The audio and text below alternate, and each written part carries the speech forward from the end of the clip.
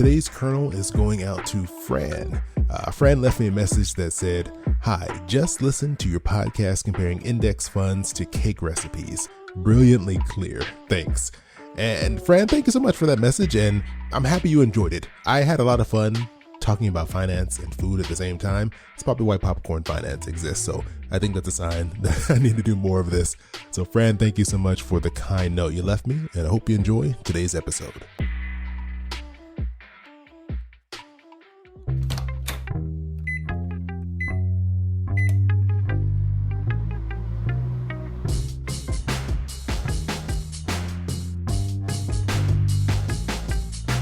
Hey, this is Chris. Hope you're doing well, and welcome to Popcorn Finance, the show where we discuss finance in about the time it takes to make a bag of popcorn. Oftentimes, I'll get these questions about budgeting.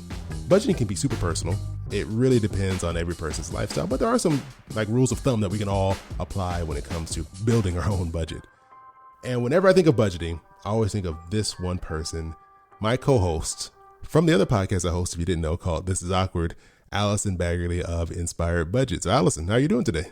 I'm doing well. You and I just talked about budgeting for the past hour. Has it been an hour? Yeah, we were supposed to be recording some stuff for This Is Awkward, and then we got into this hour-long conversation about our budgeting and retirement planning. So it worked out. That was our prep for today's episode. There we go. Yes, it was fun. I love talking about budgeting. All right, well, this is perfect because I got a question from Myra, and she wrote in and asked me, "For this year, my resolution is to make better habits concerning money, and what better way to start is by budgeting. My question to you is, how much money do you need to start budgeting? What percent do you need to take out of your paycheck?" So this is a really broad question, but what really caught my eye was her statement of how much money do I need to start budgeting? And I think you have feelings about this, Allison. Oh man, I sure do. Okay, so what's her name again? Myra? Myra. Okay, Myra. You don't need a certain amount. It's very interesting. This is very interesting to me that someone would think that they need to hit a certain amount. Once I make X dollars, I can budget. You can write a budget off of any money that comes in. And that's what I highly recommend that you do. So you don't need to wait until you're making $50,000 or $100,000 to start managing it. You need to manage it no matter how much money you're making. So essentially, a budget is just a plan for what you're going to do with the money that comes in. So let's just say that you bring in $2,000 a month. I'm using $2,000 to make it super simple.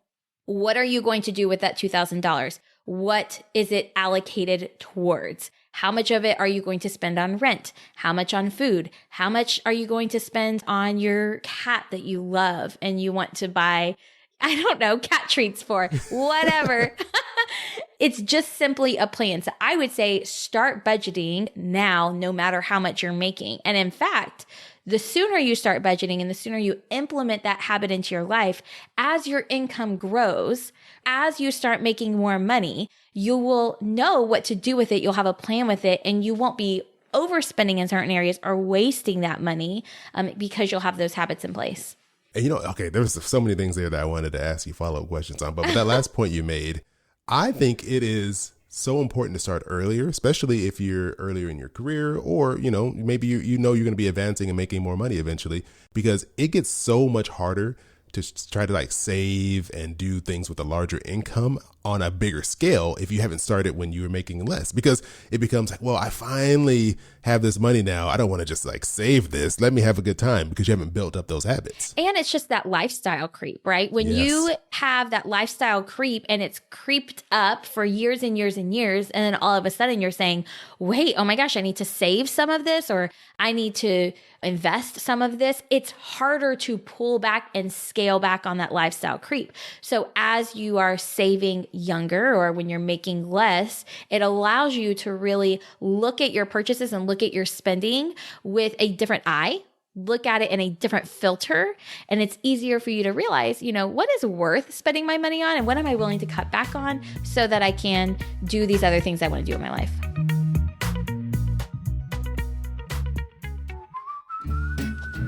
If you've ever paid off a student loan or started a business, you know how life-changing it can be. So wouldn't it be nice if there were some way to celebrate that?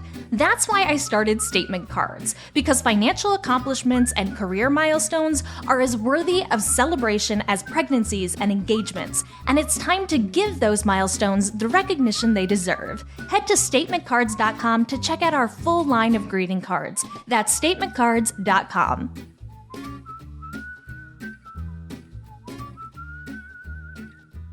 The other thing that you touched on that Myra mentioned was her asking, like, how much do I need to make to get started? And I think we so often feel like we're not even prepared to start. Like I'm not even qualified to start budgeting or to start investing. And I think that fear of, one, not understanding what's going on, but then also feeling like I'm who am I to try to, handle my money right now? Yeah. Often delays us and causes us to wait forever to get started when there's no better time than just right now to jump into this stuff. Yes. I think that when it comes to how much do you need to make to start budgeting, you need to make $1. Are you hiring someone for $1 right now? No, I'm just saying, like, if you make $1, it's almost like we think of, well, I'll teach my kids how to start budgeting when they get their first real job. Well, why can't we teach them, based off of the amount that they're making from chores? Or they don't need to wait until they get out of college and have a full-time job, or they have a full-time job. We can teach them on their part-time job. So you don't need to have this thing you're looking for saying, I'll start then. Why not start now? Yeah. We hold ourselves to some reason to like a much higher standard than we would even like hold our friends, like other people in our lives, because I don't know, we're just so much harder on ourselves for some reason. Absolutely. I'll never forget, side story, my brother and I had a friend growing up, and in high school he was working at Garden Ridge. Are you familiar with Garden Ridge? I have no idea what Garden Ridge is. It's just like a Hobby Lobby, but for garden. It's like another Hobby Lobby. They might not even be around anymore. But I remember he was 16 years old and he was contributing like, I don't know, some crazy amount of his income to his 401k. Who's this responsible kid? I know, right? I think he's a lawyer now. Anyway, so makes sense. And he was contributing it to his 401k. And I remember thinking, like, why are you starting that now? Like, this is silly. And I remember him being like, why not start it now? Why not? So, Myra, why not start now? There's never this perfect moment, or I don't think that there should be this period of I need to wait until. So just start budgeting now. Quickly, Allison, before we get out of here, of course, what is one technique? Do you have like a favorite budgeting method that you'd like to recommend to people if they're like, I don't even know where to start? I budget just pen and paper. I find that physically writing out my budget helps cement it in my brain more. However, I don't think that that's right for everyone. I think it's all about what is it that you're willing to stick to. If you are a super computer person like Chris, I know you do all of your budgets in Excel because we were just talking about it for an hour. If that is your jam, find what you connect with and that you can continue with. For me, I like to physically write it out, hang it up somewhere in my house and go back to it and get my whiteout or my eraser and erase it and do that. So I would start with physically writing it out because then it cements more in your brain. And then if you don't like that, move on to some sort of Excel spreadsheet or an app. All right, perfect. So Myra, don't be afraid to get started. It doesn't matter how much you make. Write it out like Allison says. Just get started. Don't let too much time pass you by because we've all been there where we just wait it out and, never do anything. So really hope this helps. Yes. And then Allison, other than, being my co-host on This Is Awkward, what else do you have going on and where people can reach out to you, or where can people go to reach out to you to find out more? Oh my gosh, I have so much going on, but you can follow me on Instagram at Inspire Budget. You can go listen to my podcast with Chris, This Is Awkward, or you can follow me online. Just go to inspirebudget.com. I have so many freebies. And Myra, I have a free budget course, Budgeting Basics email course that you can sign up for. If you go to inspirebudget.com, sign up. I'll get you started. We'll get you budgeting and you're going to love it. Well, Myra, I highly recommend it. I don't think I know anyone who loves budgeting as much as Allison. So if you want some enthusiastic help with budgeting, she's definitely the one to go to. Oh, thanks, Chris. Well, thank you, Allison. Maybe one day we'll finish recording that other podcast we were supposed to do. But until then, thanks for joining me. Thanks for having me. And thanks to all of you for joining me here for another episode. And, over the past few weeks, I've had the opportunity to talk more and more about how I really believe in being a simple, boring investor. There's nothing wrong with it. This is a philosophy that I've adopted for my own investment strategy, and how this is a technique that's been proven to work, year over year.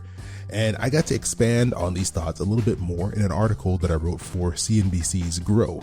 And I really got to dive into my investment strategy, why I keep it simple, and how it's helping me move towards a retirement at an earlier age than I even thought I could. So I hope this encourages you. I hope that if you read this article, it gives you some confidence to continue to focus on steady, simple, low-cost investing. And I'll have a link to that article in the show notes if you want to check that out. As always, I appreciate you all joining me here for another bag of popcorn. I hope you have an amazing rest of your week, and I'll talk to you soon. Yeah, boy, keep it poppin' like Mary Poppins.